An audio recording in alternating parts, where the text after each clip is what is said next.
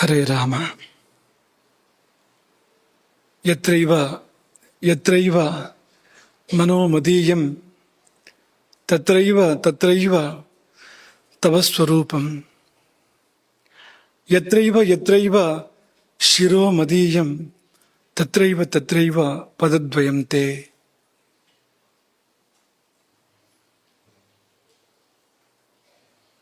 ಅನ್ನಪೂರ್ಣೆ ಸದಾಪೂರ್ಣೆ ಶಂಕರ ಪ್ರಾಣವಲ್ಲಭೆ ಜ್ಞಾನ ವೈರಾಗ್ಯ ಸಿದ್ಧ್ಯರ್ಥಂ ಭಿಕ್ಷಾಂ ದೇಹಿ ಚ ಪಾರ್ವತಿ.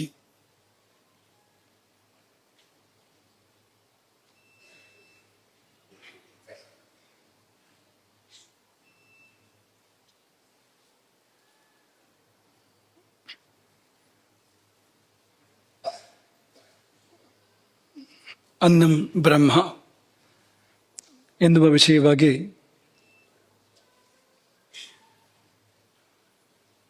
ಮೂರನೆಯ ಪ್ರವಚನವನ್ನು ಪ್ರಾರಂಭ ಮಾಡ್ತಾ ಇದ್ದೇವೆ. ನಿನ್ನೆಯ ಮೇಲುಕು ಹಾಕೋದಾದ್ರೆ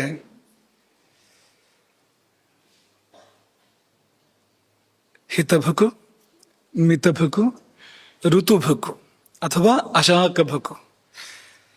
ಇದು ವಾಗ್ಭಟ ಕೊಟ್ಟ ಉತ್ತರ. ಯಾರಿಗೆ?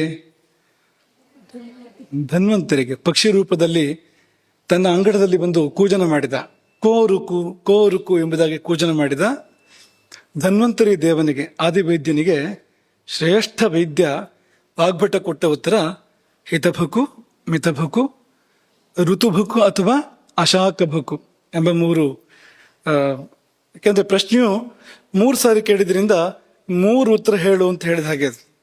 ಕೋರುಕು ಕೋರುಕು ಕೋರುಕು ಅಂತ 3 ಸಾರಿ ಕೇಳಿದ್ರಿಂದ ಮಹಾತ್ಮರು ಆಡುವ ಒಂದು ಶಬ್ದವೂ ಒಂದು ಅಕ್ಷರವೂ ಕೂಡ ಅದು ವ್ಯರ್ಥ ಅಲ್ಲ.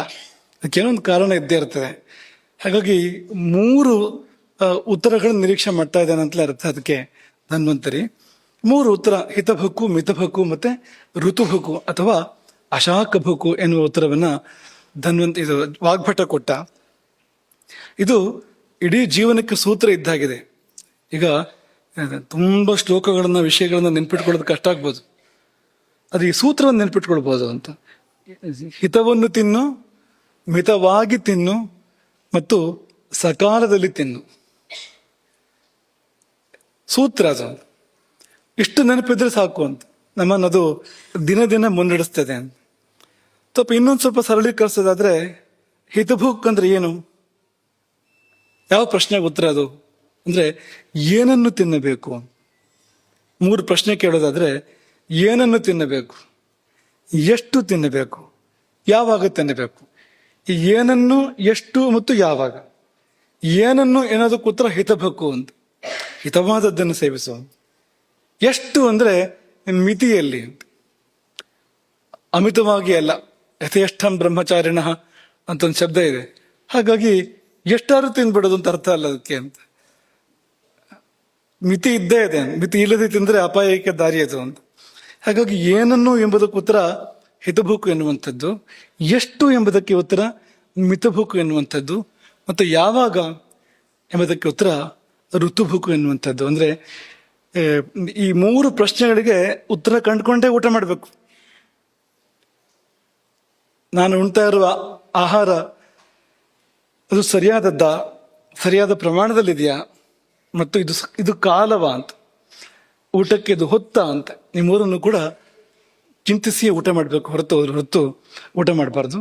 ಅದನ್ನು ಬೇರೆ ಒಂದೊಂದು ಶಬ್ದದಲ್ಲಿ ಹೇಳೋದಾದ್ರೆ ಹಿತಭುಕ್ ಅಂದ್ರೆ ಆಯ್ಕೆ, ಮಿತಭುಕ್ ಅಂದ್ರೆ ಪ್ರಮಾಣ, ಋತುಭುಕ್ ಅಂದ್ರೆ ಸಮಯ. 3 ಶಬ್ದ ನೆನ್ಪಿಟ್ಕೊಳ್ಳಿ.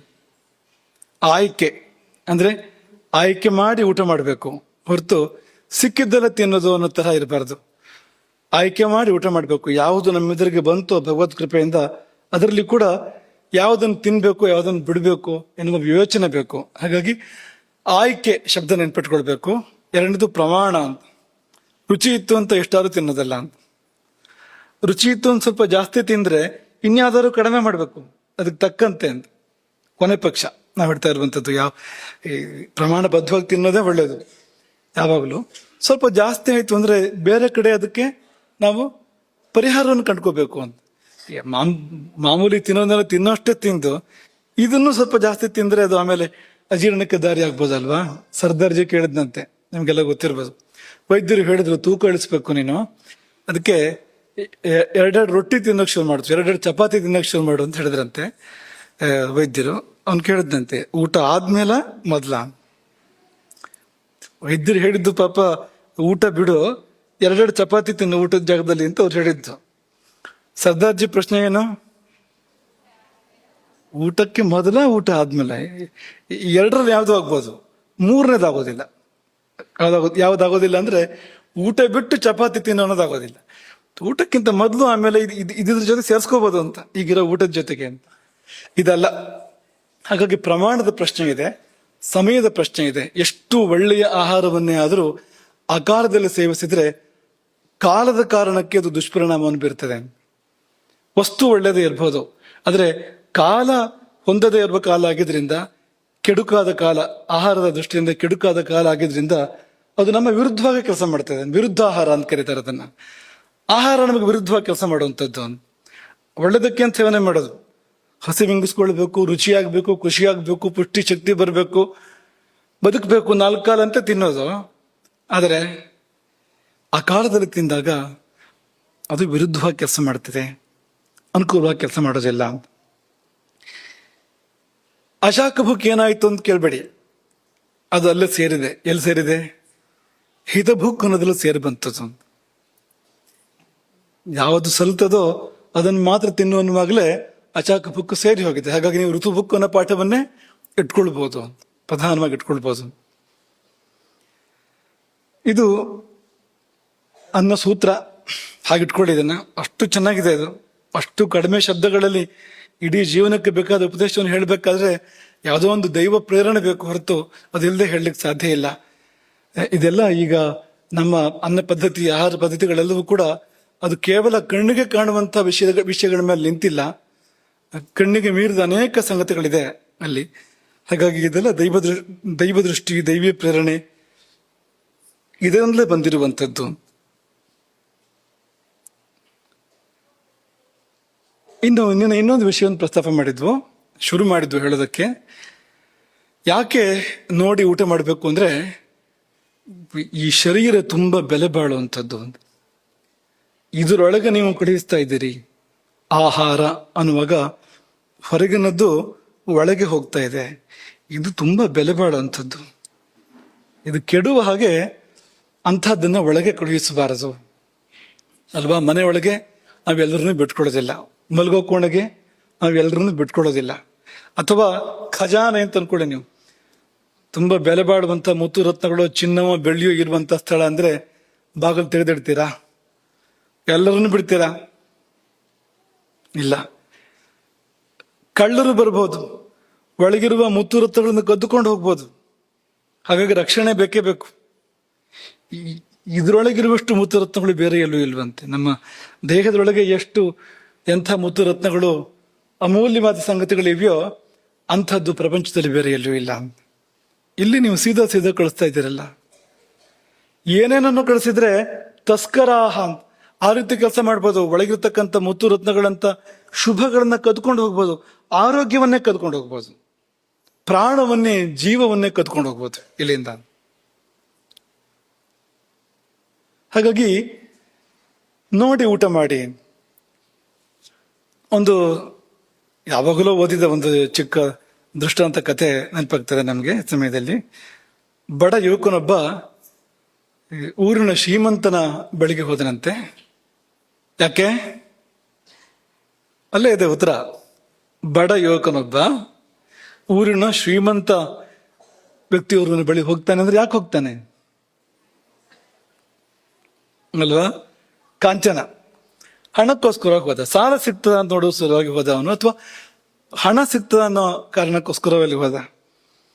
ಅದಕ್ಕೆ ಶ್ರೀಮಂತ ಹೇಳಿದಂತೆ, ನಿನ್ನೊಂದು ಬೆರಳು ಕೊಡ್ತೀಯ, 1/4 ಬೆರಳು, 1,00,000 ಕೊಡ್ತೇನೆ. 1 ಬೆರಳಿಗೆ 1,00,000 ಅಂತ.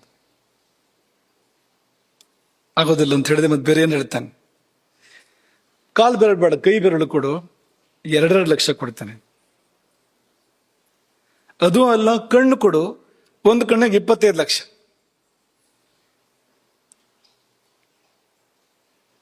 ಇಲ್ಲ ಮೂತ್ರಕೋಶ ಕೊಡು, 30 ಲಕ್ಷ ಕೊಡ್ಬೋದು, 40 ಲಕ್ಷ ಕೊಡ್ಬೋದು, ಕೊಡು. ಯುವಕನಿಗೆ ಕೋಪವೇ ಬಂತಂತೆ. ಅವನು ಆ ಶ್ರೀಮಂತನನ್ನು ಬೈದು ಎದ್ದು ಹೋಗ್ತಾ ಇರುವಾಗ ಶ್ರೀಮಂತ ಅವನನ್ನು ತಡೆದು ನಿಲ್ಲಿಸಿ ಹೇಳಿದ್ನಂತೆ, ಅಲ್ಲಪ್ಪ, 1 ಲಕ್ಷ ಕೊಟ್ಟರು ಕೊಡೋಕ್ಕಾಗದೇ ಇರೋಂಥ 10 ಬೆರಳಿದೆ ನಿನಗೆ, 2 ಲಕ್ಷ ಕೊಟ್ಟರು ಕೊಡೋಕ್ಕಾಗದೇ ಇರೋಂಥ ಮತ್ತೆ 10 ಬೆರಳಿದೆ, 25 ಲಕ್ಷ ಕೊಟ್ಟರು ಕೊಡೋಕ್ಕಾಗದೇ ಇರೋಂಥ ಕಣ್ಣಿದೆ, ಅದಕ್ಕಿಂತ ಜಾಸ್ತಿ ಬೆಲೆ ಬಾಳುವಂಥದ್ದು. ಹೀಗೆ ಒಂದೊಂದು ಅಂಗ ಲೆಕ್ಕ ಹಾಕಿದ್ರೆ ಎಷ್ಟೆಷ್ಟು ಬೆಲೆ ಅದಕ್ಕೆ, ಒಟ್ಟು ಎಷ್ಟಾಯ್ತು, ನೀನು ಎಷ್ಟಕ್ಕಿದೆಯೇ? ಈ ಶರೀರವನ್ನೇ ತಗೊಂಡ್ರೆ ಬೆಲೆ ಏನಿಂದು? ಬಂದು ನನ್ನನ್ನು ಕೇಳ್ತಾ ಇದೆಯಲ್ಲ ನೀನು ದುಡ್ಡು ಕೊಡು ಅಂತ. ಇಷ್ಟೆಲ್ಲ ಇಟ್ಕೊಂಡು ಚೆನ್ನಾಗಿದೆ ನೋಡಿ.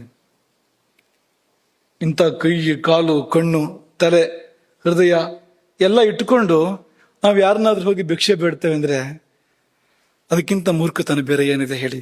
ಇಂಥ ಶ್ರೀಮಂತರು ಹುಟ್ಟುವಾಗ್ಲೇ ಆಗಿದೆ. ನಾವು ಯಾರಾದ್ರೂ ನೀವ್ಯಾರಾದ್ರೂ ಕೊಡ್ತೀರಾ? ಅಷ್ಟು ಕೊಡ್ತೇನೆ, ಎಷ್ಟು ಕೊಡ್ತೇನೆ ಅಂತ ಯಾರಾದ್ರೂ ಹೇಳಿದ್ರೆ ಕೈಯೋ ಕಾಲೋ ಕಣ್ಣೋ ಕೊಡ್ತೀರಾ ಹೇಳಿ? ಕೊಡುವಂಥದ್ದಲ್ಲ ಅಂತ.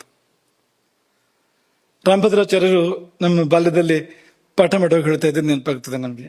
ಈ ಶರೀರವನ್ನ ಕಬ್ಬಿಣ, ಸುಣ್ಣ ಅಂತ ವಿಭಾಗ ಮಾಡ್ತಾ ಹೋದ್ರೆ ಎಷ್ಟು ಕಬ್ಬಿಣದ ಅಂಶ ಎಷ್ಟಿದೆ, ಸುಣ್ಣದ ಅಂಶ, ಕ್ಯಾಲ್ಸಿಯಂ ಎಷ್ಟಿದೆ ಅಂತ ಹೀಗೆಲ್ಲ ಲೆಕ್ಕ ಹಾಕ್ತಾ ಹೋದ್ರೆ 100 ರೂಪಾಯಿ ಕೂಡ ಬೆಲೆ ಬಾಳೋದಿಲ್ಲ ಇದು ಅಂತ ಈ ಶರೀರ ಅಂತ. ಶರೀರದ ರಾಸಾಯನಿಕಗಳು ಇದನ್ನೆಲ್ಲ ಬಿಡಿಸಿ ಆ ರಾಸಾಯನಿಕಗಳನ್ನು ಬೇರೆ ಮಾಡಿ ತೂಕ ಹಾಕಿದ್ರೆ ಅಂಥದ್ದು ಅಂಗಡಿಗಳು ಇರ್ತಾವಲ್ಲ, ಅಲ್ಲಿ ಹೋಗಿ ಅದಕ್ಕೆ ಬೆಲೆ ಎಷ್ಟು ಅಂತ ಕೇಳಿದ್ರೆ ಅವಾಗ ಅವರು 10 ರೂಪಾಯಿ ಅಂತ ಹೇಳ್ತಾ ಇದ್ರು ರಾಮಭದ್ರಾಚಾರ್ಯ ನಮ್ಮ ಪಾಠ ಮಾಡೋ ಕಾಲದಲ್ಲಿ. ಈಗ ಒಂದು 100 ರೂಪಾಯಿ ಅಂತ ಹೇಳ್ಬೋದು. ಯಾಕಂದ್ರೆ ಆ 10 ರೂಪಾಯಿ ಈಗ 100 ರೂಪಾಯಿ ಆಗಿದೆ. ಈಗ ಆ ಕಾರಣಕ್ಕೆ ಇದ್ರ ಬೆಲೆ ಜಾಸ್ತಿ ಆಗಿಲ್ಲ, ಏನು ರೂಪಾಯಿ ಬೆಲೆ ಕಡಿಮೆ ಆಗಿದ್ರಿಂದ ಆಗಿನ 10 ಈಗ 100 ಆಗಿದೆ ಅಂತ ಅಷ್ಟೇ.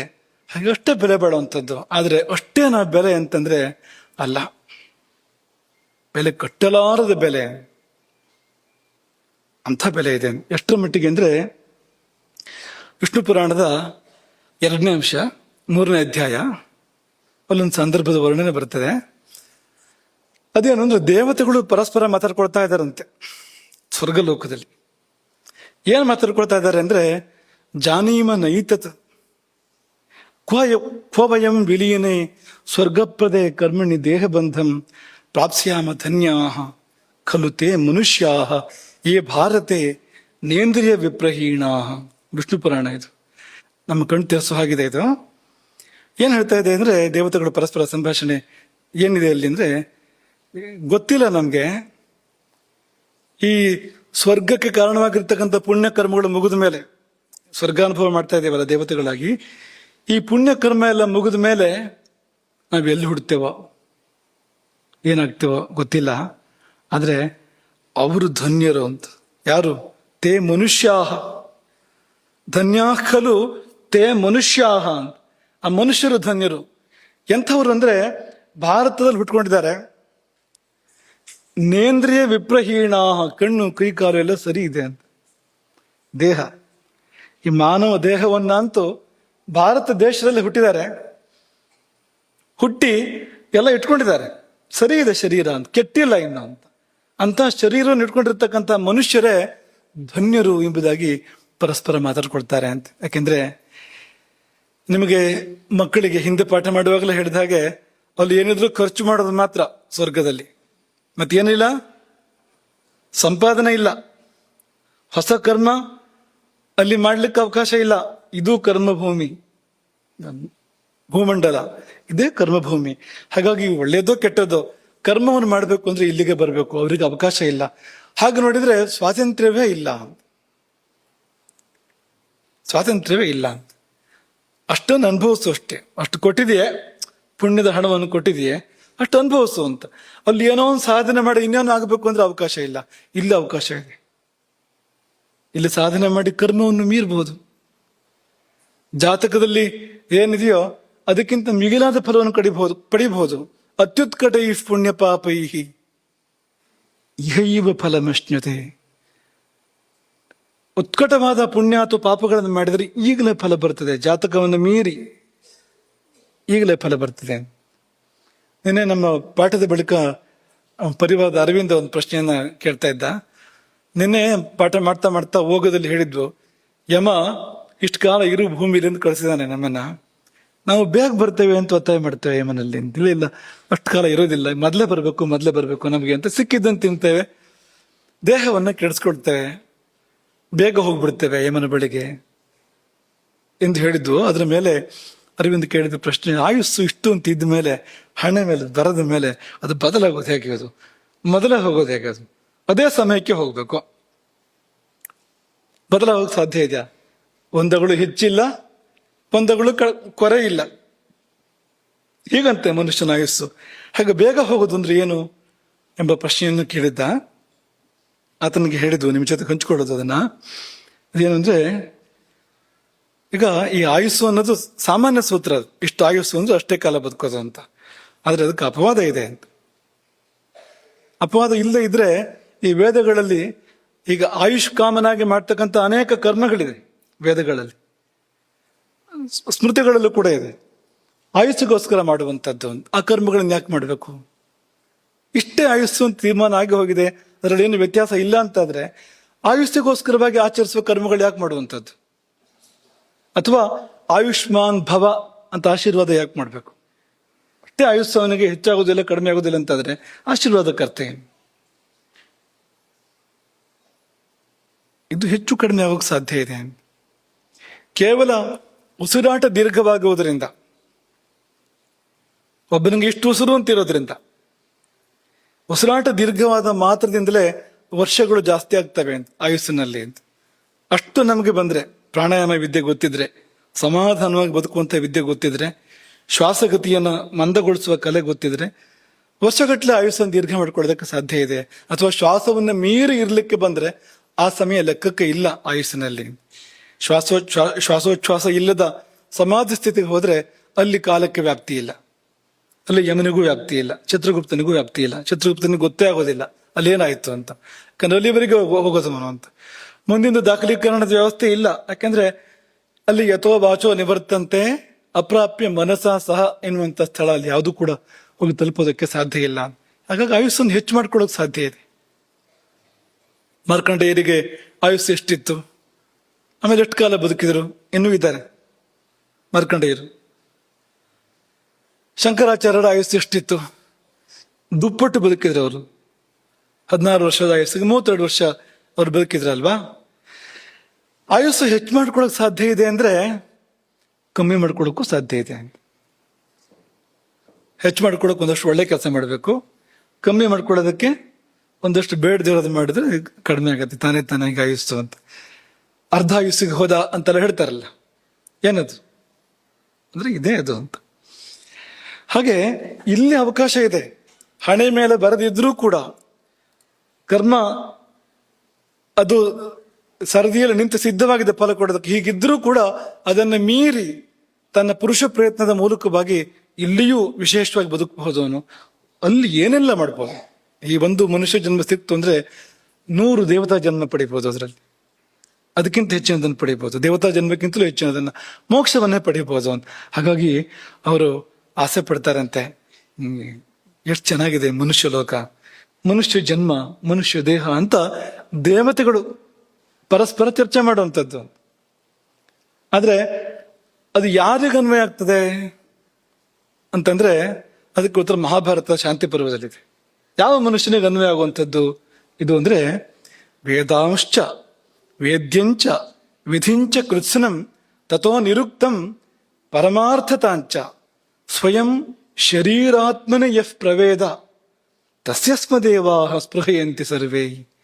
ದೇವತೆಗಳೆಲ್ಲ ಆಸೆ ಪಡ್ತಾರೆ, ಅಂಥ ಜನ್ಮ ಬೇಕು, ಮನುಷ್ಯ ಜನ್ಮ ಬೇಕು, ಮನುಷ್ಯ ಶರೀರ ಬೇಕು. ಅದು ಎಂಥದ್ದು ಅಂದ್ರೆ, ಮನುಷ್ಯ ಶರೀರ ಬಂದ್ರೆ ಸಾಲದು, ಬಂದು ಹಾಳು ಮಾಡ್ಕೊಳ್ಳೋರು ಇರ್ತಾರೆ. ಅಲ್ಪನೆಗೆ ಐಶ್ವರ್ಯ ಬಂದ್ರೆ ಅರ್ಧ ರಾತ್ರಿಲಿ ಕೊಡೆ ಹಿಡಿದ ಅಂತ, ಆತಪತ್ರ ಅಂತ ಹೆಸರು ಅದಕ್ಕೆ.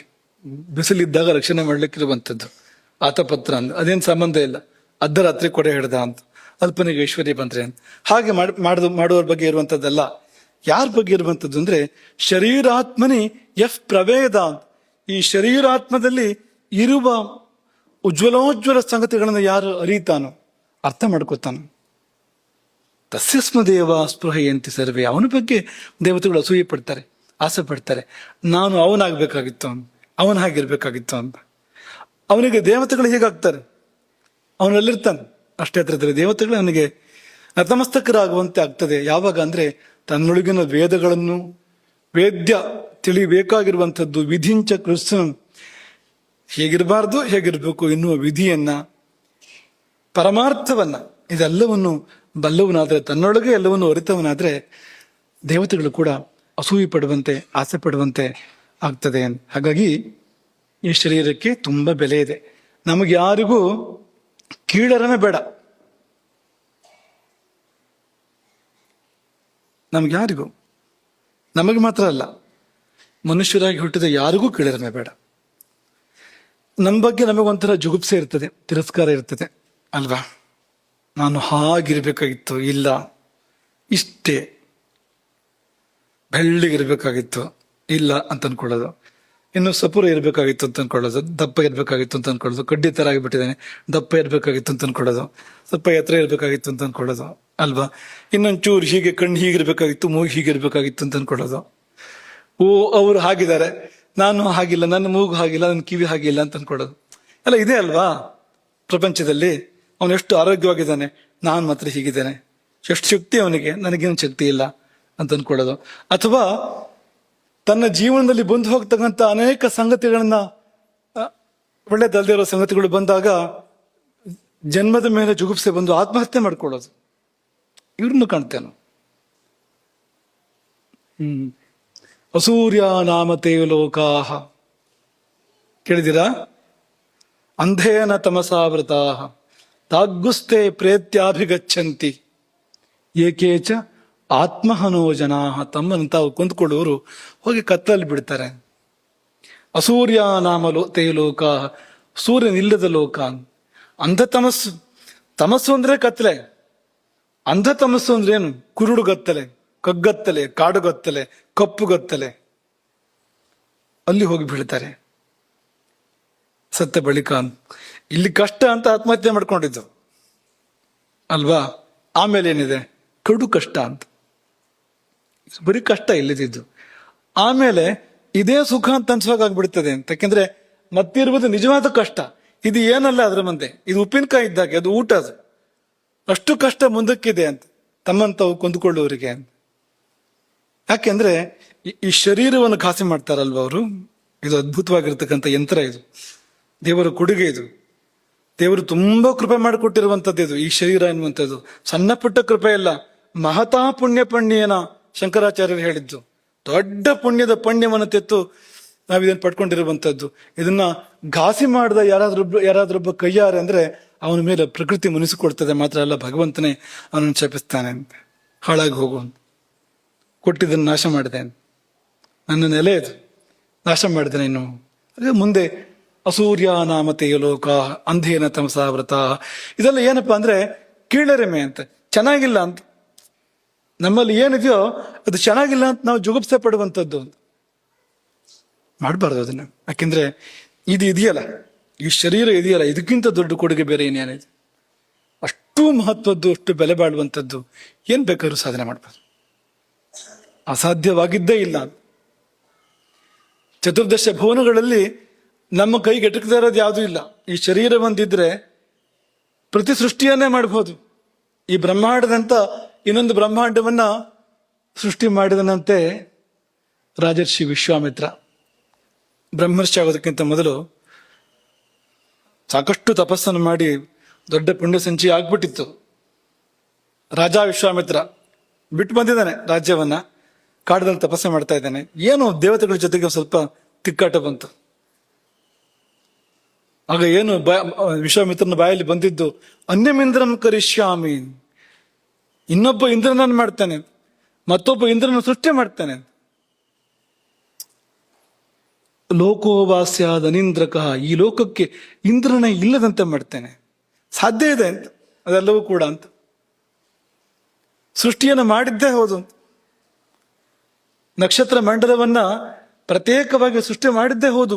ಕೊನೆಗೆ ದೇವತೆಗಳೆಲ್ಲ ಬಂದು ಕೈಕಾಲು ಕಟ್ಟಿ ದಮ್ಮಯ್ಯ ದಕ್ಕಯ್ಯ ಅಂತೆಲ್ಲ ಹೇಳಿ ವಿಶ್ವಾಮಿತ್ರನಿಗೆ ದಯವಿಟ್ಟು ಮಾಡಬೇಡ ಇದನ್ನ ಅಂತ ಹೇಳಿ ಅಂತೂ ಇಂತೂ ಏನೋ ಒಂದು ರಾಜ್ಯ ಮಾಡ್ಕೊಳ್ಬೇಕಾಯ್ತು. ಇಲ್ಲಿದ್ರೆ ಮತ್ತೊಂದು ಸೃಷ್ಟಿ ಆಗಿರ್ತಾ ಇತ್ತು. ಆದ್ರೂ ಸೃಷ್ಟಿ ಆಯ್ತು, ಒಂದಷ್ಟು ಸೃಷ್ಟಿಗಳಾಗೇ ಬಿಟ್ಟು ಅಂದ್ರೆ ಅಲ್ಲಿವರೆಗೆ ಸಾಧ್ಯತೆ ಇರುವಂಥದ್ದು ಅಂತ ಇದು ಅಂತ. ಹಾಗಾಗಿ ಚರಕರು ಹೇಳಿದ್ರು ಸರ್ವ ಮನ್ಯತ್ ಪರಿತ್ಯಜ್ಯ ಶರೀರ ಮನುಪಾಲಿಗೆ, ಮತ್ತೆಲ್ಲ ಬಿಟ್ಟು ಶರೀರವನ್ನು ರಕ್ಷಣೆ ಮಾಡ್ಕೋ. ಯಾಕೆಂದ್ರೆ ತದಭಾವೇಹಿ ಭಾವಾನಾಂ ಸರ್ವಾಭಾವ ಶರೀರಿಣಾಂ. ಅದು ಒಂದು ಹೋಯ್ತು ಅಂದ್ರೆ ಎಲ್ಲ ಹೋಯ್ತು. ತದಭಾವೇಹಿ ಸರ್ವಾಭಾವ, ಅದಿದ್ರೆ ಎಲ್ಲ ಇದೆ ಅಂತಲೇ ಅರ್ಥ. ಅದಕ್ಕೆ ತದ್ಭಾವೇ ಸರ್ವಭಾವ, ತದಭಾವೇ ಸರ್ವಾಭಾವ.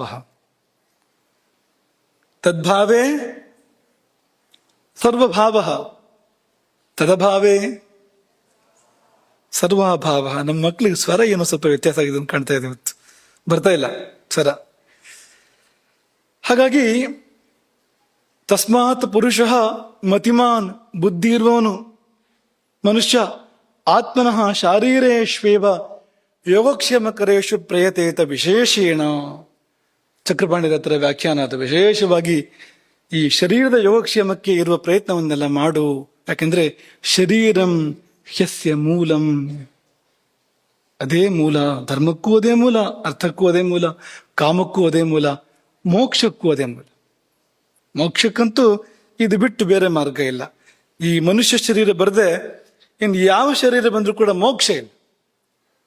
ಸುಖ ಇರ್ಬೋದು ತತ್ಕಾಲಕ್ಕೆ, ಅಪುಣ್ಯ ಖರ್ಚಾಗುವವರೆಗೆ ಸುಖ ಇರ್ಬೋದು, ಮೋಕ್ಷ ಇಲ್ಲ. ನಿತ್ಯ ಸುಖ, ಶಾಶ್ವತ ಸುಖ ಅನ್ನುವಂಥದ್ದು ಒಂದೇ ಒಂದು ಮಾಧ್ಯಮದಿಂದ ಸಿಗುವಂಥದ್ದು, ಒಂದೇ ಒಂದು ಸಾಧನದಿಂದ ಸಿಗುವಂಥದ್ದು. ಯಾವುದು ಆ ಸಾಧನ ಅಂದ್ರೆ ಈ ಮಾನವ ಶರೀರ ಅಂತ. ಹಾಗಾಗಿ ಶರೀರಂ ಹ್ಯಸ್ಯ ಮೂಲಂ ಶರೀರ ಮೂಲಶ್ಚ ಪುರುಷೋ ಭವತಿ,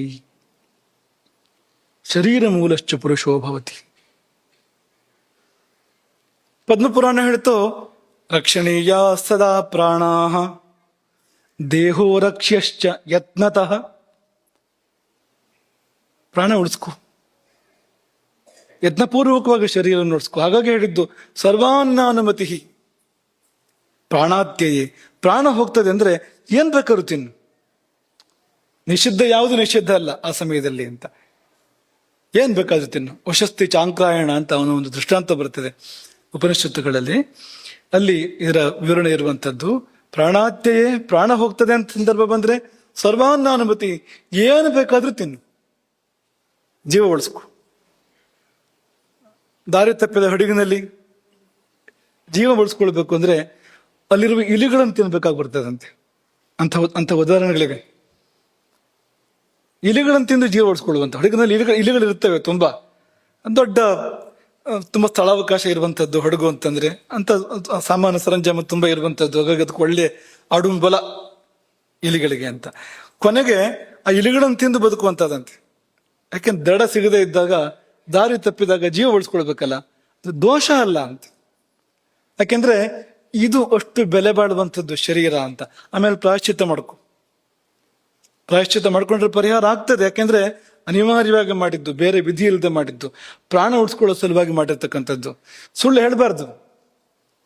ಆದ್ರೆ ಪಂಚಾನೃತ ನ್ಯಾಹುರ್ ಅಪಾತಕಾನಿ ಅಂತ ಅದಕ್ಕೊಂದು ವಿನಾಯಿತಿ ಕೊಟ್ರು. ಅದ್ರಲ್ಲಿ ಒಂದೇನು ಅಂದ್ರೆ ಪ್ರಾಣಾತ್ಯಯೇ, ಪ್ರಾಣ ಹೋಗುವಾಗ ಇದು ಉಳಿಸ್ಕೊ ಮೊದಲು ಅಂತ, ಅದಕ್ಕೆ ಪರಿಹಾರ ಮಾಡ್ಕೊ ಅಂತ. ಹಾಗಾದ್ರೆ ಏನೆಲ್ಲ ಇದೆಯಪ್ಪ ಶರೀರದಲ್ಲಿ? ಇಷ್ಟೆಲ್ಲ ನೀವು ಹೇಳ್ತೀರಲ್ಲ ದೇಹ ದೇಹ ದೇಹ ಅಂತ. ಏನಿದೆ ದೇಹದಲ್ಲಿ ಅಂದ್ರೆ ಅದಕ್ಕೆ ಯೋಗ ಶಿಖೋಪನಿಷತ್ತು ಎನ್ನುವ ಒಂದು ಉಪನಿಷತ್ತು ಒಂದು ಅದ್ಭುತ ವಿವರಣೆಯನ್ನು ಕೊಡ್ತದೆ. ಇದ್ರ ಪೂರ್ತಿ ವಿವರಣೆಗೆ ನಮ್ಮ ಇಡೀ ಜೀವಮಾನವೇ ಸಾಲದು. ಅಂದ್ರೆ ಸುಮ್ಮನೆ ಒಂಚೂರು ಮುಟ್ಟಿ ಬಿಟ್ಟು ಹೋಗುವಂತ ಕೆಲಸವನ್ನ ನಾವು ಮಾಡಬಹುದು. ನೀವು ಕೇಳಿರಬಹುದು ಕೆಲವರು ನಿಮ್ಮಲ್ಲಿ ಇದನ್ನ.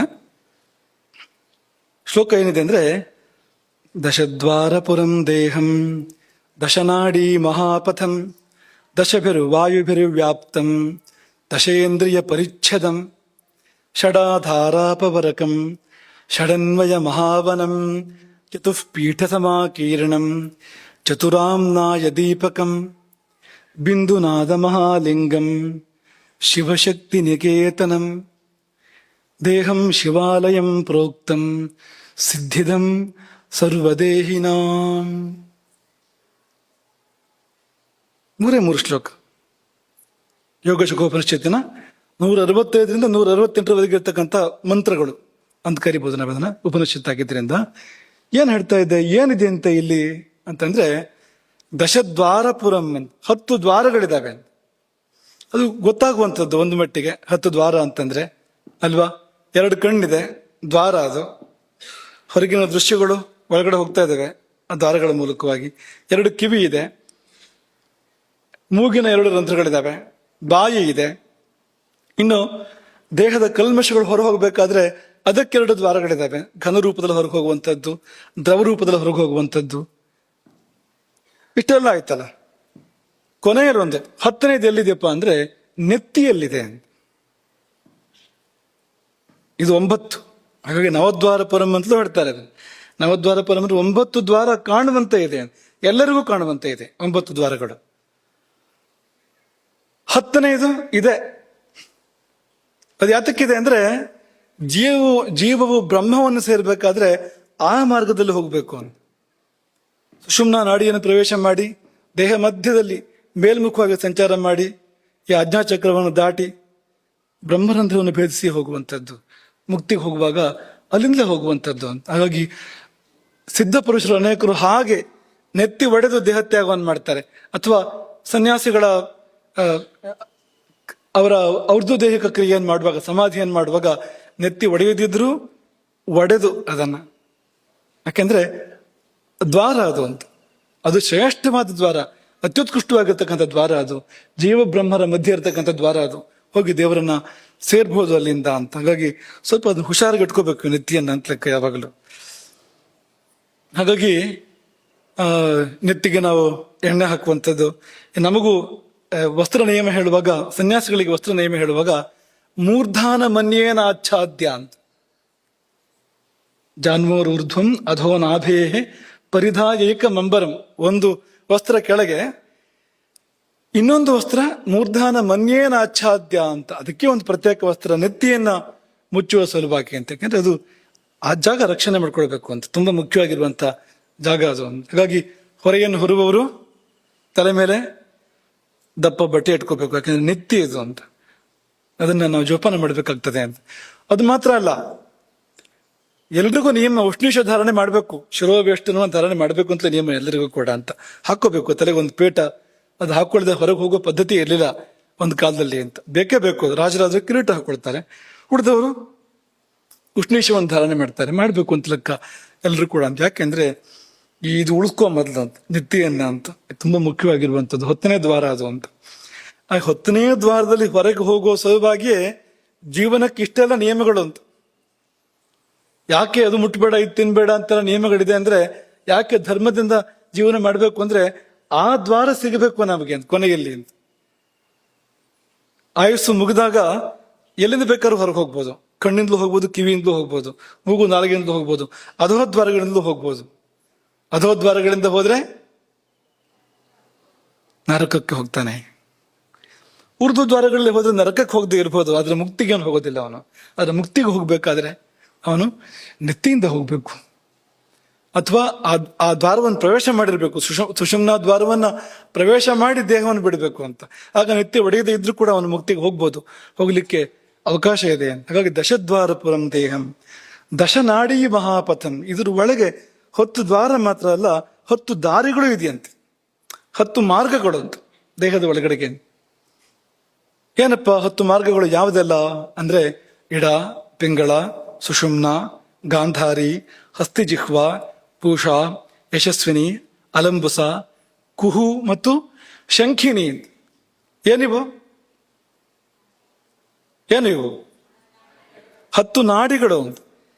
72,000 ನಾಡಿಗಳು ಮುಖ್ಯವಾದಂತೆ ಇಲ್ಲಿರುವಂಥದ್ದು. ದ್ವಾಸಪ್ತತಿ ನಾಡಿ ಸಹಸ್ರಾಣಿ ಅಂತ ಅಷ್ಟು ಇರುವಂಥದ್ದು. 72,000ದಲ್ಲಿ ತುಂಬಾ ಮುಖ್ಯವಾದ ಎಷ್ಟಪ್ಪ ಅಂದ್ರೆ 10 ಜೀವ ಸಂಚಾರದ ಮಾರ್ಗಗಳು. ನಾವು ಸಂಚಾರ ಮಾಡ್ತಾ ಇರ್ತೇವೆ, ನಮಗೆ ಗೊತ್ತಿಲ್ಲ, ಆದ್ರೆ ಈ ಮಾರ್ಗಗಳಲ್ಲಿ ನಮ್ಮ ಒಳಗೆ ನಾವು ಸಂಚಾರ ಮಾಡ್ತಾ ಇರ್ತೇವೆ. ಯಾವ ಮಾರ್ಗದಲ್ಲಿ ಸಂಚಾರ ಮಾಡ್ತಾ ಇರ್ತೇವೋ, ಯಾವ ನಾಡಿಯಲ್ಲಿ ಸಂಚಾರ ಮಾಡ್ತಾ ಇರ್ತೇವೋ ಅಂತ ಭಾವನೆಗಳು ಬರ್ತಾ ಇರ್ತೇವೆ ನಮ್ಗೆ ಮನಸ್ಸಿನಲ್ಲಿ. ಅಂಥದ್ದೊಂದು ಕೆಲಸವನ್ನು ಮಾಡ್ತಾ ಇರ್ತೇವೆ ನಾವು. ಹಾಗೆ ನಾವು ಏನು ಮಾಡ್ತಾ ಇರ್ತೇವೋ, ಏನು ಆಲೋಚನೆ ಮಾಡ್ತಾ ಇರ್ತೇವೋ ತಕ್ಕಂತೆ ಒಳಗೆ ಅಂಥ ನಾಡಿಯಲ್ಲಿ ನಮ್ಮ ಜೀವ ಸಂಚಾರ ಮಾಡ್ತಾ ಇರ್ತದೆ. ಎಷ್ಟಿದೆ ಅಂದ್ರೆ ಲೆಕ್ಕವೇ ಇಲ್ಲ ಅಂತ. ಅದು ಮುಖ್ಯವಾಗಿ 10 ಅಂತ. ಹಾಗಾಗಿ ದಶನಾಡಿ ಮಹಾಪಥಂ ದಶಭಿರು ವಾಯುಭಿರು ವ್ಯಾಪ್ತಂ. 10 ಪ್ರಾಣಗಳು: ಪ್ರಾಣ, ಅಪಾನ, ವ್ಯಾನ, ಉದಾನ, ಸಮಾನ, ನಾಗ, ಕೂರ್ಮ, ಕೃಕರ, ದೇವದತ್ತ, ಧನಂಜಯ. 5 ಪ್ರಾಣಗಳು, 5 ಉಪಪ್ರಾಣಗಳು. ಪ್ರಾಣಾಪಾನ, ವ್ಯಾನೋದಾನ, ಸಮಾನಗಳು 5 ಮುಖ್ಯವಾಗಿರುವಂಥದ್ದು. ಉಪಪ್ರಾಣಗಳು, ಅವುಗೆಲ್ಲ ಕರ್ತವ್ಯ ಇದೆ ಪ್ರತಿಯೊಂದಕ್ಕೂ ಕೂಡ ಅಂತ. ನಾಗ, ಕೂರ್ಮ, ಕೃಕರ, ದೇವದತ್ತ, ಧನಂಜಯ ಎಲ್ಲಕ್ಕೂ ಬೇರೆ ಬೇರೆ ಕೆಲಸ ಇದೆ. ಈ ಧನಂಜಯ ಅಂದ್ರೆ ಅದಕ್ಕೇನು ಕೆಲಸ? ಸತ್ತ ಮೇಲೆ ಕೆಲಸವಂತೆ ಅದಕ್ಕೆ, ಧನಂಜಯಕ್ಕೆ. ಶರೀರದಲ್ಲಿ ಸತ್ತ ಮೇಲೆ ಒಂದು ಸ್ವಲ್ಪ ಹೊತ್ತಿದ್ದು ಶರೀರ ಒಂದು ಸ್ವಲ್ಪ ಉಬ್ಬಿಸಿ ಕಾಪಿಡುವಂಥ ಕೆಲಸವನ್ನು ಮಾಡ್ತದೆ ಅಂತ. ಹಾಗೆ ಒಂದೊಂದಕ್ಕೂ ಬೇರೆ ಬೇರೆ ಕೆಲಸ ಇದೆ. ಹಸಿವಿಗೊಂದು, ನೀರಡಿಕೆಗೊಂದು, ಹಸಿವೆ ನೀರಡಿಕೆಗಳಿಗೊಂದು, ಅಥವಾ ತೇಗಿಗೊಂದು, ಎಲ್ಲ ಬೇರೆ ಬೇರೆ ಇದೆ ಅಂತ. ಆಕಳಿಕೆಗೊಂದು. ಈ 10 ಪ್ರಾಣಗಳೇ ಎಲ್ಲ ಕ್ರಿಯೆಗಳನ್ನು ನಡೆಸುವಂಥದ್ದು. ಶರೀರದಲ್ಲಿ ಕ್ರಿಯೆ ಅಂತ ಏನೆಲ್ಲ ಆಗ್ತದೋ ಅದೆಲ್ಲವೂ ಇದರಿಂದಲೇ ಆಗುವಂಥದ್ದು. ಹಾಗಾಗಿ ಪ್ರಾಣ ಇದ್ರೆ ಎಲ್ಲವೂ ಕೂಡ ಅಂತ, ಎಲ್ಲ ಕ್ರಿಯೆಗಳ ಮೂಲ ಅದು ಅಂತ. ಇನ್ನು 10 ಇಂದ್ರಿಯಗಳು ಗೊತ್ತಿದೆ ಅಲ್ವಾ? ವಾಕ್, ಪಾಣಿ, ಪಾದ, ಪಾಯುಪಸ್ಥ, ಘ್ರಾಣ, ರಸನ, ಚಕ್ಷು, ಶ್ರೋತ್ರ ಅಲ್ವಾ? 5 ಜ್ಞಾನೇಂದ್ರಿಯಗಳು, 5 ಕರ್ಮೇಂದ್ರಿಯಗಳು. ಘ್ರಾಣ ಗಂಧಗ್ರಹಣ ಮಾಡುವಂಥದ್ದು, ಘ್ರಾಣೇಂದ್ರಿಯ. ರಸನ ಅದೇ ಈ ಪಾಠದ ವಿಷಯ, ಪ್ರವಚನದ ವಿಷಯ ಅದು, ನಾಲಿಗೆ ಅದು. ಚಕ್ಷು ಕಣ್ಣು, ತ್ವಕ್ ಚರ್ಮ, ಶ್ರೋತ್ರ ಶ್ರವಣೇಂದ್ರಿಯ ಕಿವಿ. ಹಾಗೆ ವಾಕ್, ಪಾಣಿ, ಪಾದ, ಪಾಯುಪಸ್ಥಗಳು. ವಾಕ್ ಅಂದ್ರೆ ಮಾತು, ಅದೇ ಒಂದು ಇಂದ್ರಿಯ, ಕರ್ಮೇಂದ್ರಿಯ ಅದು. ಪಾಣಿ, ಪಾದಗಳು, ಕೈ ಕಾಲುಗಳು. ಪಾಯು ಉಪಸ್ಥ ವಿಸರ್ಜನಾಂಗಗಳು 2. ಆವಾಗಲೇ ಹೇಳಿದಾಗೆ ದ್ರವ ರೂಪದಲ್ಲಿ, ಘನ ರೂಪದಲ್ಲಿ ದೇಹದ ಕಲ್ಮಶಗಳನ್ನ ಹೊರಗೆ ಹಾಕ್ಲಿಕ್ಕಿರ್ತಕ್ಕಂಥ ಇಂದ್ರಿಯಗಳು. ಈ 10 ಇಂದ್ರಿಯಗಳು ಇವೆ. ಷಡಾಧಾರಾಪವರಕಂ. ಇನ್ನು 6 ಇದೆಯಂತೆ, ದೇವತಾವಾಸಗಳು 6 ಇದೆ ಅಂತ. ಏನಪ್ಪಾ ಅಂದ್ರೆ ಮೂಲಾಧಾರ, ಸ್ವಾಧಿಷ್ಠಾನ, ಮಣಿಪುರ, ಅನಾಹತ, ವಿಶುದ್ಧಿ, ಆಜ್ಞಾ. 6 ಅದಿದೆ. ಅದು 7 ಅಂತ ಹೇಳ್ಬೋದು, 8 ಅಂತ ಹೇಳ್ಬೋದು ಬೇಕಿದ್ರೆ. ಅಷ್ಟಾಚಕ್ರ, ನವದ್ವಾರ ಅನ್ನುವಾಗ 8 ಅಂತ ಹೇಳ್ಬೋದು. ಆದ್ರೆ ಇಲ್ಲಿ 6 ಉಲ್ಲೇಖ ಮಾಡ್ತಾರೆ. ಅದು ಆಮೇಲೆ ಮುಕ್ತಿಗೆ ಸೇರಿದ್ದದು. ಸಹಸ್ರಾರ ಅಂತಂದ್ರೆ ಅದು ಈ ಬದುಕಿಗೆ ಸೇರಿದ್ದು ಅನ್ನೋದಕ್ಕಿಂತ ಹೆಚ್ಚು ಮುಕ್ತಿಗೆ ಸಂಬಂಧಪಟ್ಟಿರುವಂಥದ್ದು. ಹಾಗಾಗಿ 6 ಹೇಳೋದುಂಟು. 6 ಪ್ರಕೃತಿ ಚಕ್ರಗಳು, 7ನೇದು ಪುರುಷ ಚಕ್ರ ಅಥವಾ ಪರಮಪುರುಷ ಚಕ್ರ, ಅದು ಸಹಸ್ರಾರ ಚಕ್ರ ಅದು. ಹಾಗಾಗಿ ಈ ಪ್ರಕೃತಿ ಚಕ್ರಗಳನ್ನ ಉಲ್ಲೇಖ ಮಾಡಿ ಹೇಳ್ತಾ ಇರುವಂಥದ್ದು. ಮೂಲಾಧಾರ, ಸ್ವಾಧಿಷ್ಠಾನ, ಮಣಿಪುರ, ಅನಾಹತ, ವಿಶುದ್ಧಿ, ಆಜ್ಞಾ.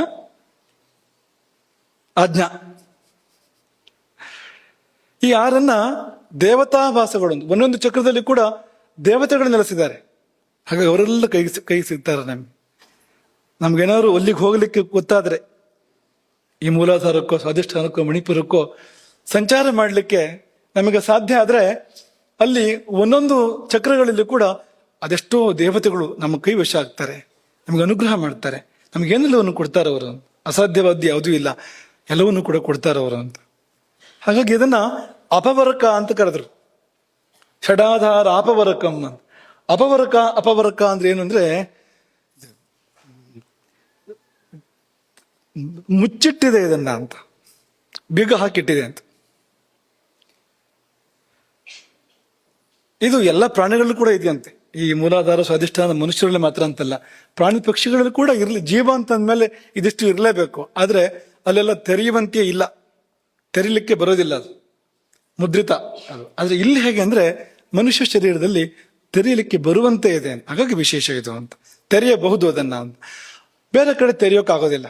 ಮನುಷ್ಯ ಶರೀರದಲ್ಲಿ ತೆರೀಬಹುದು. ಯಾವಾಗ ಅಂದ್ರೆ ಈ ನಿದ್ದೆ, ಎಚ್ಚರ, ಸ್ವಪ್ನ ಈ 3 ಇದೆಯಲ್ಲ, ಇದನ್ನ ದಾಟಿ 4ನೇ ಸ್ಥಿತಿ ಒಂದಿದೆಯಲ್ಲ, ಆ 4ನೇ ಸ್ಥಿತಿಗೆ ಹೋಗಕ್ ಬಂದ್ರೆ ಅಲ್ಲಿ ಎಲ್ಲ ತೆರ್ಕೊಳ್ತೇವೆ ಇವೆಲ್ಲವೂ ಕೂಡ. ಜಾಗ್ರತ್ತು, ಸ್ವಪ್ನ, ಸುಷುಪ್ತಿ, ಅದರಲ್ಲಿ ಇಂಥ ತುರಿಯದಲ್ಲಿ.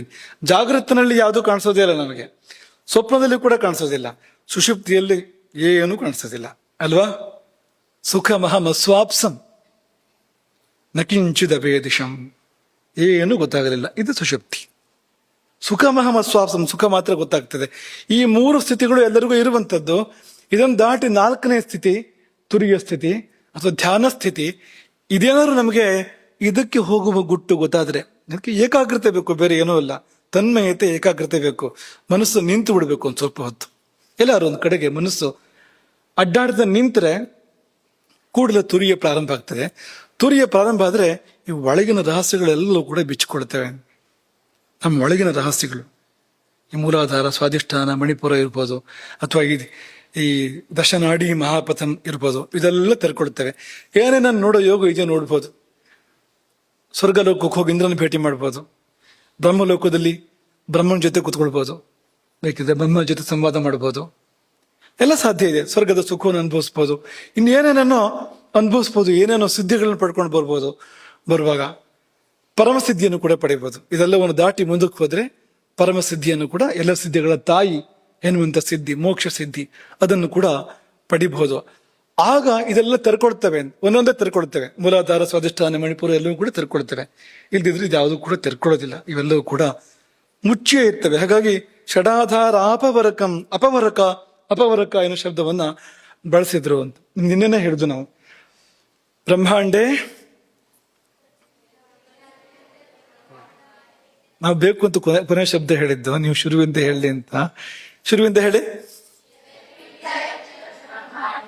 ಯತ್ ಪಿಂಡಾಂಡೆ ತದ್ ಬ್ರಹ್ಮಾಂಡೆ, ಯದೇವ ಪಿಂಡಾಂಡೆ ತದೇವ ಬ್ರಹ್ಮಾಂಡೆ. ಇಲ್ಲಿ ಏನಿದೆಯೋ ಅದೇ ಹೊರಗೆ ಇರುವಂಥದ್ದು, ಇಲ್ಲಿ ಇರುವಂಥದ್ದು ಏನು ಹೊರಗಡೆ ಇಲ್ಲ.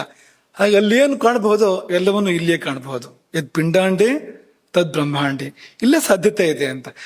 ಆದ್ರೆ ಇದು ಗೊತ್ತಾಗಬೇಕಾದ್ರೆ ಆ ಸ್ಥಿತಿ ಅದು ತೆರ್ಕೊಳ್ಬೇಕು. ಆ ತುರಿಯ ಸ್ಥಿತಿನ ಹೋಗ್ಬೇಕಾಗ್ತದೆ, ಆ ತುರಿಯ ಸ್ಥಿತಿಯನ್ನು ಅಭ್ಯಾಸ ಮಾಡ್ಬೇಕಾಗ್ತದೆ. ಅದಕ್ಕೂ ಕೂಡ ಆಹಾರ ನಿಯಮ ಇದೆ. ನೀವು ಏನಾದ್ರು ತಿಂದ್ರೆ ತುರಿಯ ಸ್ಥಿತಿ ದೂರ ಹೋಗ್ಬಿಡ್ತದೆ ನಮ್ಮಿಂದ. ಆ ತುರಿಯ ಸ್ಥಿತಿಗಾಗಿಯೇ ಧರ್ಮಶಾಸ್ತ್ರದ ತುಂಬಾ ನಿಯಮಗಳನ್ನ ಹೇಳಿರುವಂಥದ್ದು. ನೀನು ಹೀಗೆಲ್ಲ ಇದ್ದರೆ ನೀನು ಆ ತುರಿಯ ಸ್ಥಿತಿ ನಿನಗೆ ಲಭಿಸುವಂಥದ್ದು, ಇಲ್ಲಿದ್ರೆ ತುರಿಯ ಸ್ಥಿತಿ ಲಭಿಸೋದಿಲ್ಲ, ನೀನು ಇಲ್ಲೇ ಉಳಿದೋಗ್ತೀಯ ನೀನು ಅಂತ. ಆಮೇಲೆ ಷಡನ್ವಯ ಮಹಾವನಂ, ಇದಲ್ಲದೆ 6 ಇಲ್ಲಿ ಅನ್ವಯಗಳು, ಅಂದ್ರೆ ಅದೊಂದು ಬಗೆಯ ಮಾರ್ಗಗಳಂತೆ. 6 ಹಾದಿಗಳಿದೆ. ಈ ನಾಡಿಗಳ ರೀತಿ ಅಲ್ಲ, ಬೇರೆ ರೀತಿಯದ್ದು. 6 ಹೋಗುವ ಒಂದು ಪದ್ಧತಿಗಳು ಅಂತ, ಹೋಗುವ ದಾರಿಗಳಿದೆ ಅಂತ ಇಲ್ಲಿ ಅಂತ. ಯಾವುದು 6 ಅಂದ್ರೆ ಮಂತ್ರಯೋಗ, ಲಯಯೋಗ, ಹಠಯೋಗ, ರಾಜಯೋಗ, ಭಾವನಾ ಯೋಗ ಮತ್ತು ಸಹಜ ಯೋಗ. ಈ 6 ಅಂದ್ರೆ ಮಹಾಪಥಗಳು ಅಂತ. ಈಗ ಆ ಪಥ ಬೇರೆ, ಈ ಪಥ ಬೇರೆ.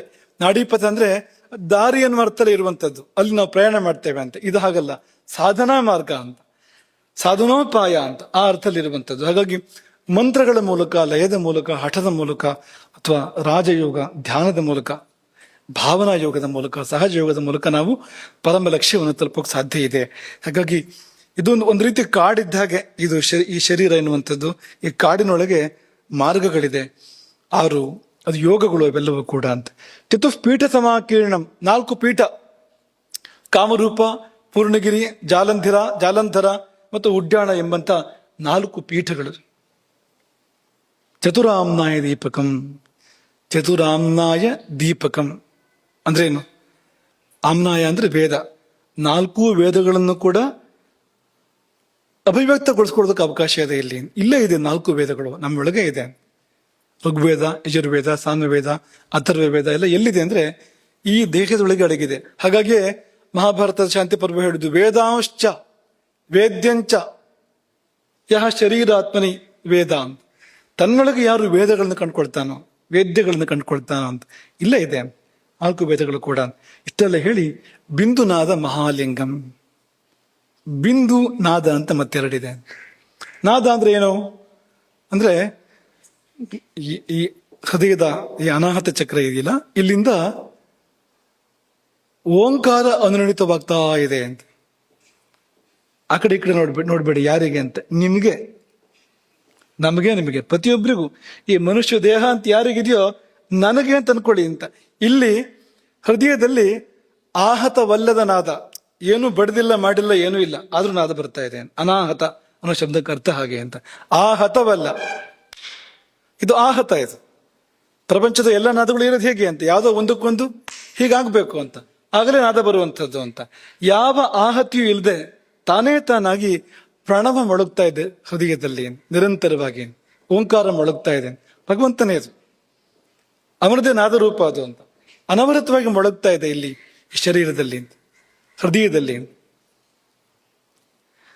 ಅದನ್ನು ಕೇಳಬೇಕಾದ್ರೆ ಆ ತುರಿಯ ಸ್ಥಿತಿ ಬೇಕು ಯಥಾ ಪ್ರಕಾರ. ಆ ತುರಿಯ ಸ್ಥಿತಿಗೆ ಹೋದ್ರೆ ಅದು ಕೇಳೋಕ್ ಶುರುವಾಗ್ತದೆ ಅಂತ. ಯಾವುದು? ಓಂಕಾರದ ನಾದ ಅಂತ. ಆ ಊ ಮ ಇದೆಯಲ್ವಾ, ಪಂಚಾಂಗ ಪ್ರಣವ ಅಂತ ಹೇಳ್ತಾರೆ ನೋಡಿ. ಆ ಊ ಮ ನಾದ ಬಿಂದು ಅಂತ. ಅಕಾರ ಉಕಾರ ಮಕಾರ ನಾದ ಬಿಂದು ಅಂತ. ಅಕಾರ ಉಕಾರ ಮಕಾರ ಗೊತ್ತು ನಮ್ಗೆ, ಓಂ ಅಂತ ಆಗ್ಬೇಕಲ್ವಾ. ಆ ಊ ಸೇರಿದ್ರೆ ಓ ಅಂತ ಆಯ್ತು, ಮತ್ತೆ ಮೂ ಸೇರಿತು ಮಕಾರ, ಓಂ ಅಂತ ಆಯ್ತು.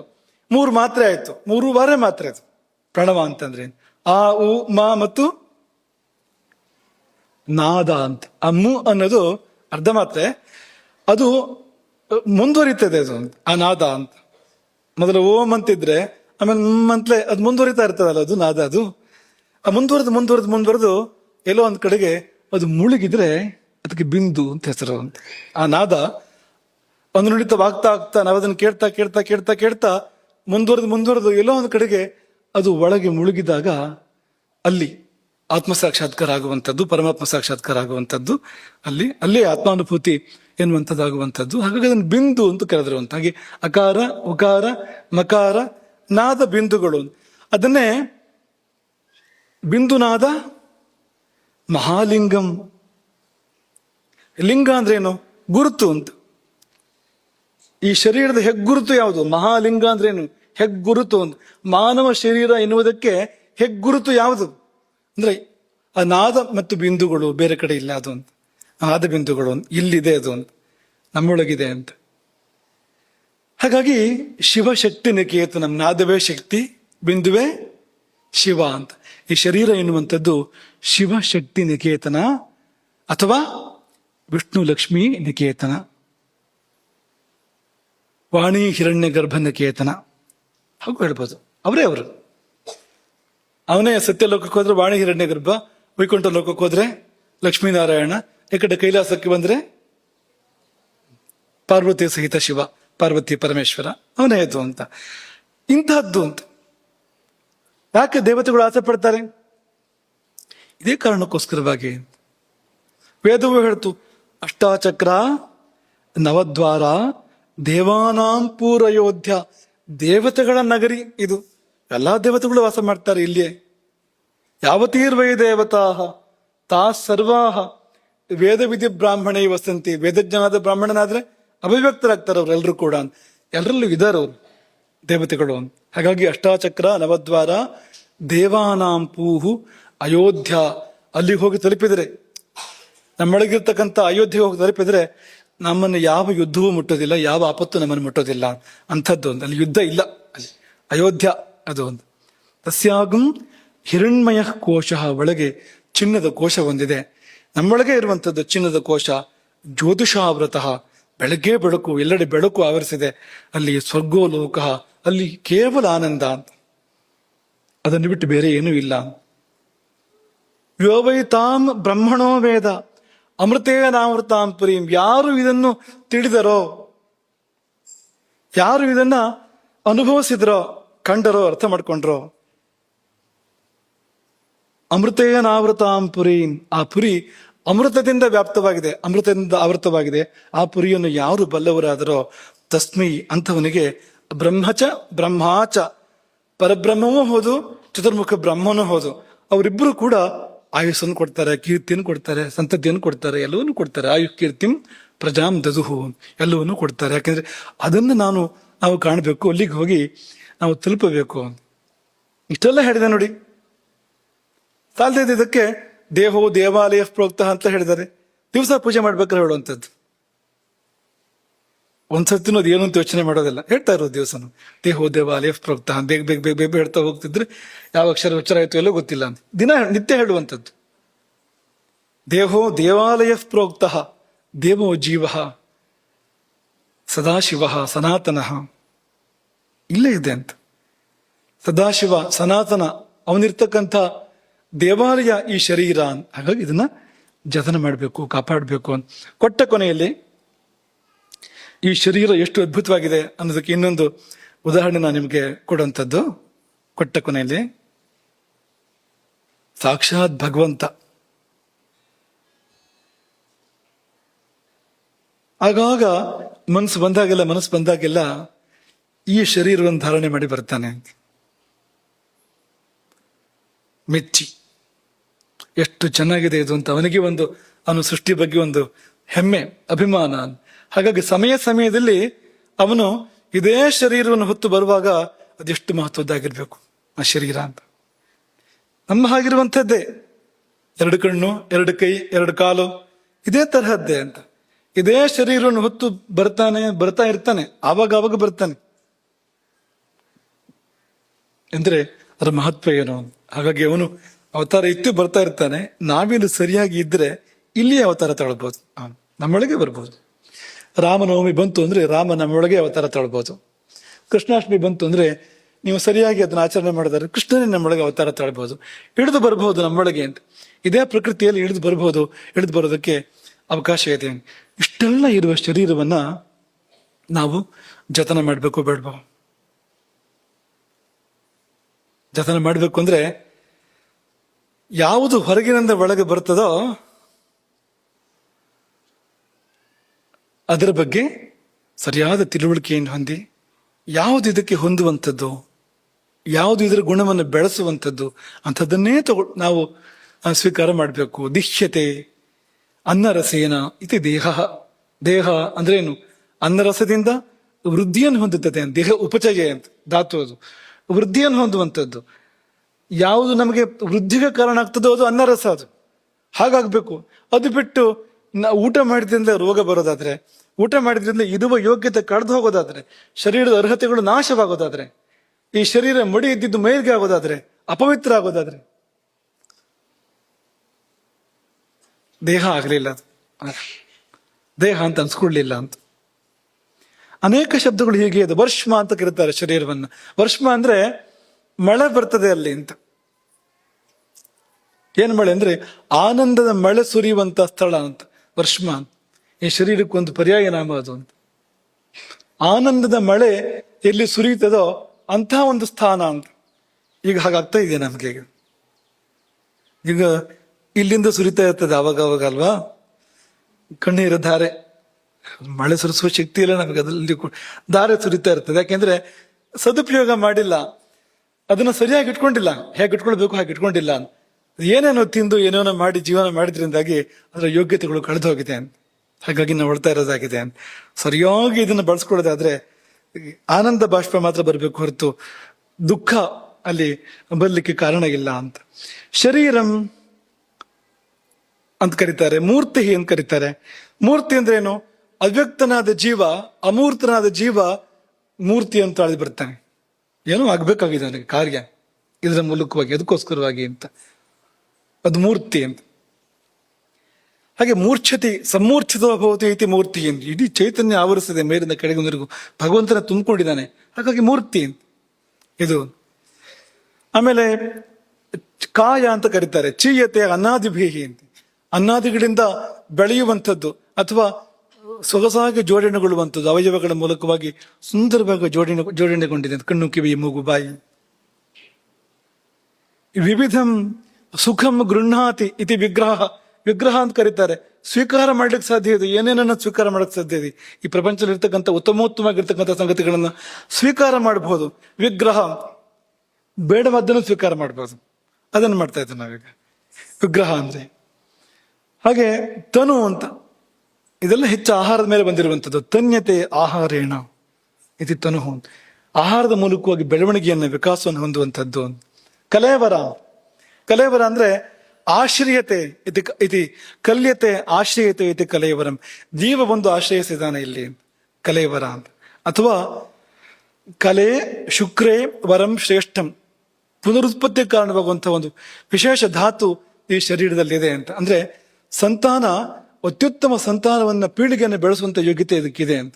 ಎಲ್ಲ ಪ್ರಾಣಿಗಳಿಗೂ ಇದೆ, ಇಲ್ಲ ಅಂತಲ್ಲ. ಆದ್ರೆ ಇಲ್ಲಿ ಉತ್ತಮೋತ್ತಮವಾದ ಒಂದು ಪೀಳಿಗೆಯನ್ನ ಬೆಳೆಸುವ ಶಕ್ತಿ ಇರ್ತಕ್ಕಂಥ ಒಂದು ಶುಕ್ರಧಾತು ಇರೋದ್ರಿಂದಾಗಿ ಕಲೇವರ ಎಂಬುದಾಗಿ ಕರೀತಾರೆ. ಹೀಗೆ ಅನೇಕ ಸಂಗತಿಗಳು, ಅನೇಕ ಶಬ್ದಗಳಿದೆ. ಅದರಲ್ಲಿ ಶರೀರ ಅಂತ ಒಂದು ಶಬ್ದ ಇದೆಯಲ್ಲ, ಅದು ಮಾತ್ರ ಈಗ ಸ್ವಲ್ಪ ಹೊಂದ್ತಾ ಇದೆ. ಶರೀರ ಅಂದ್ರೆ ಏನು? ಶೀರ್ಯತೆ ಅಂತ, ನಾಶವಾಗಿ ಹೋಗ್ತದೆ ಅಂತ. ಅಥವಾ ಶೀರ್ಯತೆ ಅಂದ್ರೆ ಕೃಶವಾಗುತ್ತದೆ ಅಂತ, ರೋಗಾದಿಗಳಿಂದ. ಇದು ಶರೀರಂ. ಒಂದಲ್ಲ ಒಂದು ದಿನ ನಾಶ ಆಗಲೇಬೇಕು ಶರೀರ. ಆದ್ರೆ ಅದಕ್ಕಿಂತ ಮೊದಲೇ ಏನೇನೋ ತಾಪತ್ರಯಗಳನ್ನು ತಂದುಕೊಂಡು ನಾವೇ ಕೃಶವಾದಾಗ ಶರೀರ ಅಂತ ಕರೆಸ್ಕೊಳ್ತು ಅಂತ. ಹಾಗಾಗಿ ಈ ಶಬ್ದಗಳು ನಮ್ಮ ಕಥೆಯನ್ನ ಹೇಳುವಂತೆ ಇದೆ ಎಂಬುದಾಗಿ ಇದನ್ನು ನಾವು ಇಷ್ಟನ್ನು ನಾವು ನೆಟ್ ಮಾಡಿಕೊಂಡು, ಇನ್ನು ಕೊನೆಯಲ್ಲಿ ಪುರಂದರದಾಸ ನೆಟ್ ಮಾಡ್ಕೊಳ್ಳೋಣ. ಮಾನವ ಜನ್ಮ ದೊಡ್ಡದು, ಇದ ಹಾನಿ ಮಾಡಿಕೊಳ್ಳಬೇಡಿ, ಹುಚ್ಚಪ್ಪಗಳಿರ. ಏನ್ ಶಬ್ದ ಬಳಸ್ಯಾರ ನೋಡಿ. ಏನಾದ್ರೂ ನಾವು ಇದನ್ನು ಸರಿಯಾಗಿ ಬಳಕೆ ಮಾಡದೇ ಇದ್ರೆ ನಾವೇನು ಹುಚ್ಚಪ್ಪ. ಪುರಂದರದಾಸ ಹೇಳಿದ್ದೇನೆಂದ್ರೆ, ಶರೀರವನ್ನು ಹೇಗೆ ಬಳಕೆ ಮಾಡಬೇಕು ಹಾಗೆ ಬಳಕೆ ಮಾಡದೇ ಇದ್ರೆ, ಹಾನಿ ಮಾಡ್ಕೊಂಡ್ರೆ ಅವನು ಯಾರಪ್ಪ ಅಂದ್ರೆ ಅವನು ಹುಚ್ಚಪ್ಪ ಅಂತ. ಹುಚ್ಚಪ್ಪ ಅಂದ್ರೇನು? ಹುಚ್ಚರಿಗೆಲ್ಲ ಅಪ್ಪ ಅಂತ. ಈ ಬರೀ ಹುಚ್ಚ ಅಂದ್ರೆ ಸಾಕಿತ್ತಲ್ವಾ? ಹುಚ್ಚ ಅಂದ್ರೆ ಯಾರು? ಒಳ್ಳೊಳ್ಳೆ ವಸ್ತುಗಳನ್ನ ಹಾಳು ಮಾಡ್ಕೊಳ್ಳೋದಲ್ಲ ಹುಚ್ಚನೆ. ಆದ್ರೆ ಈ ಹುಚ್ಚರಿಗೆಲ್ಲ ಅಪ್ಪ ಯಾರು ಅಂದ್ರೆ, ಎಲ್ಲಕ್ಕಿಂತ ಒಳ್ಳೆ ವಸ್ತುವನ್ನು ಯಾರು ಹಾಳು ಮಾಡ್ಕೊಳ್ತಾನೋ ಅವನು ಹುಚ್ಚಪ್ಪ. ಹಾಗಂದಿದ್ದಾರೆ. ಹಾಗೆ ಚರಕರು ಕೂಡ ಹೇಳ್ತಾರೆ ಏನಂದ್ರೆ, ನಗರಕ್ಕೆ ನಗರಾಧಿಪತಿ ಇದ್ದಂತೆ, ರಥಕ್ಕೆ ರಥಿಕ ಇದ್ದಂತೆ ಈ ಶರೀರಕ್ಕೆ ನಾವು, ಈ ಶರೀರ ನಗರ, ನಾವು ನಗರಿ, ಶರೀರ ರಥ, ನಾವು ರಥಿಕರು. ಹಾಗಾಗಿ ಮೇಧಾವಿಯಾದ್ರೆ ಕೃತ್ಯೇಶ್ವಹಿತೋ ಭವೇತಿ. ಈ ಶರೀರದ ಬಗ್ಗೆ ಯಾವಾಗಲೂ ಜಾಗ್ರತೆ ಮಾಡಬೇಕು. ಈ ಶರೀರವನ್ನ ಚೆನ್ನಾಗಿಟ್ಕೊಳ್ಬೇಕು. ಹಾನಿ ಮಾಡುವಂತ ಯಾವ ಕಾರ್ಯವನ್ನು ಅದನ್ನೇ ಪಾಪ ಅಂತ ಕರೆಯೋದು, ಮಾಡಬಾರ್ದು ಎಂಬುದಾಗಿ ಇದಿಷ್ಟನ್ನ ಶರೀರದ ಬಗ್ಗೆ ಅನುಸಂಧಾನ ಮಾಡಿ, ಮುಂದಕ್ಕೆ ಈ ಶರೀರ ಯಾವುದರ ಮೇಲೆ ನಿಂತಿದೆ ಅನ್ನೋದನ್ನು ನೋಡೋಣ. ಯಾವ್ಯಾವುದರ ಮೇಲೆ ನಿಂತಿದೆ ಅಂತ. ಅದರಲ್ಲೊಂದು ಆಹಾರ. ಶರೀರ ಭವನವನ್ನ ನಿಲ್ಲಿಸಿರುವ ಸ್ತಂಭಗಳು, ಉಪಸ್ತಂಭಗಳು ಯಾವುದೆಲ್ಲ ಅಂತ ನಿರೂಪಣೆ ಮಾಡುವಾಗ ಅದರಲ್ಲಿ ಒಂದು ಈ ಆಹಾರ ಬರುವಂಥದ್ದು. ಅದನ್ನ ನಾಳೆಗೆ ಇಟ್ಕೊಳ್ಳೋಣ. ಅದಕ್ಕಿಂತ ಮೊದಲು ಒಂದು ಪ್ರಶ್ನೆ ಕೇಳ್ತೇವೆ ನಿಮಗೆ ನಾವು. ಅದು ತುಂಬಾ ಸರಳವಾದ ಪ್ರಶ್ನೆ, ಸಾಧ್ಯ ಆದ್ರೆ ನೀವು ಉತ್ತರ ಹುಡ್ಕೊಳ್ಳಿ. ಅದಕ್ಕೆ ಇಷ್ಟೊತ್ತು ತನಕ ನಾವು ಹೇಳಿದ್ವಲ್ಲ, ನಿನ್ನೆಯಿಂದ ಇವತ್ತಿನ ತನಕ, ಇದಕ್ಕೆಲ್ಲ ವಿರುದ್ಧವಾಗಿರೋ ಒಂದು ಮಾತಿದೆ. ಅದು ಹಳಬರ ಮಾತೇ ಇದು, ಪ್ರಾಜ್ಞರ ಮಾತೇ ಇದು. ಸರ್ವಾಶುಚ ನಿಧಾನಸ್ಯ ಕೃತಘ್ನಸ್ಯ ವಿನಾಶಿನಃ ಶರೀರಕಸ್ಯ ಕೃತೆ ಮೂಢಾ ಪಾಪಾನಿ ಕುರುವತೆ.